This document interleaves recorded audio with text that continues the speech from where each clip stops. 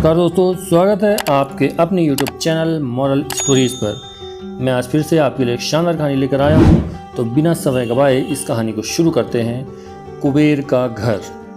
एक साधु विचित्र स्वभाव का था। वह बोलता कम था, उसके बोलने का ढंग भी अजीब था।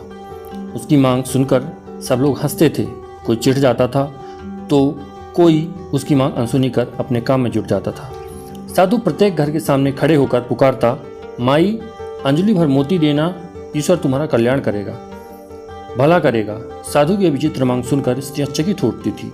वह कहती थी, बाबा यहाँ तो पेट भरने के लाले पड़े हैं, तुम्हें इतने ढेर सारे मोती कहाँ से दे सकेंगे? किसी राजमहल में जाकर मोती मांगना।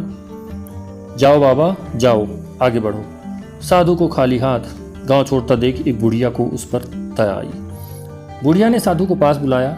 उसकी हथेली पर एक नन्हा सा मोती रखकर वह बोली, साधु महाराज, मेरे पास अंजलि भर मोती तो नहीं है, ना कि नथनी टूटी, तो यह एक मोती मिला है। मैंने इसे संभाल कर रखा था। यह मोती ले लो, मेरे पास एक मोती है। ऐसा मेरे मन को गर्व तो नहीं होगा, इसलिए तुम्हें सौंप दे रही हूँ। कृपा कर इसे स्वीकार करें। हमारे गांव से खाली हाथ मत जाना। बुढ़िया के हाथ का नन्हा सा मोती देखकर साधु हंसने लगा। उसने कहा, माता जी, यह छोटा मोती मैं अपनी फटी हुई झोली में कहाँ रखूं? इसे आप अपने पास ही रखना। ऐसा कहकर साधु उस गांव से बाहर निकल पड़ा।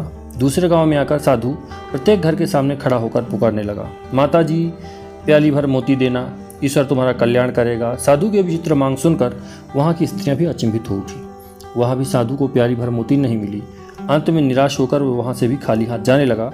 उस गाँव के एक छोर में किसान का एक घर था। वहाँ मोती मांगने की चाह उसे घर के सामने ले आई। माता जी प्याली भर मोती देना, ईश्वर तुम्हारा भला करेगा। साधु ने पुकार लगाई। किसान सहसा बाहर आया। उसने साधु के लिए ओसारे में चादर बिछाई और साधु से विनती की कि साधु महाराज पधारिए, विराजमान होइए। किसान ने साधु को प्रणाम किया और मुड़कर पत्नी को आवाज़ दी, लक्ष्मी, बाहर साधु जी आए हैं, इनके दर्शन कर लो। किसान की पत्नी तुरंत बाहर आई। उसने साधु के पांव धोकर दर्शन किए। किसान ने कहा, देख लक्ष्मी, साधु जी बहुत भूखे हैं, इनके भोजन की तुरंत व्यवस्था करना। अंजलि भर मोती लेकर पीसना और उसकी रोटियां बनाना, तब तक मैं मोतियों की गागर लेकर आता हूँ। ऐसा कहकर वह किसान खाली गागर लेकर घर के बाहर निकला। कुछ समय पश्चात किसान लौट आया। तब तक लक्ष्मी ने भोजन बनाकर तैयार रखा था। साधु ने पेट भर भोजन किया। वह प्रसन्न हुआ। उसने हंसकर किसान से कहा, बहुत दिनों बाद कुबेर के घर का भोजन मिला है, मैं बहुत प्रसन्न हूँ। अब तुम्हारी याद आती रहे, इसलिए मुझे कान भर मोती देना। मैं तुम दंपत्ति को सदैव याद करूँगा। उस पर किसान ने हंसकर कहा, साधु महाराज, मैं अनपढ़ किसान आपको कान भर मोती कैसे दे सकता हूँ?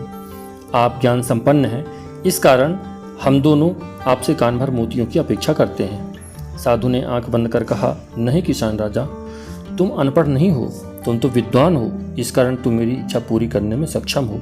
मेरी विचित्र मांग पूरी होने तक मैं हमेशा भूखा प्यासा रहता हूँ। जब तुम जैसा कोई कुबेर भंडारी मिल जाता है तो मैं पेट भरकर भोजन कर लेता हूँ। साधु ने किसान की ओर देखा और कहा, जो फसल के दानों, पानी की बूंदों और उपदेश के शब्द को मोती समझता है, वही मेरी दृष्टि से सच्चा कुबेर का घर है। मैं वहाँ पेट भर कर भोजन करता हूँ। फिर वह भोजन दाल रोटी हो या चटनी रोटी, प्रसन्नता का नमक उसमें स्वाद भर देता है। जहाँ आतिथ्य का वास है वहाँ मुझे भोजन अवश्य मिल जाता है। अच्छा, अब मुझे चलने की अनुमति दें, ईश्वर तुम्हारा कल्याण करे। किसान दंपत्ति को आशीर्वाद देकर साधु महाराज आगे चल पड़ा। कहा, पृथ्वी पर 3 ही रत्न हैं, जल, अन्न और सुभाषित। मूर्ख लोग ही पत्थर के टुकड़ों, हीरे, मोती, माणिक आदि को रत्न कहते हैं। दोस्तों, मेरी कहानी कैसी लगी मुझे कमेंट करके जरूर बताइए। अच्छी लगी हो तो एक लाइक कर दीजिए, दोस्तों के साथ शेयर कीजिए तथा मेरे चैनल को सब्सक्राइब कीजिए और बेल आइकन को प्रेस कीजिए। मैं ऐसे ही अच्छी कहानियाँ लेकर आता रहता हूँ। धन्यवाद।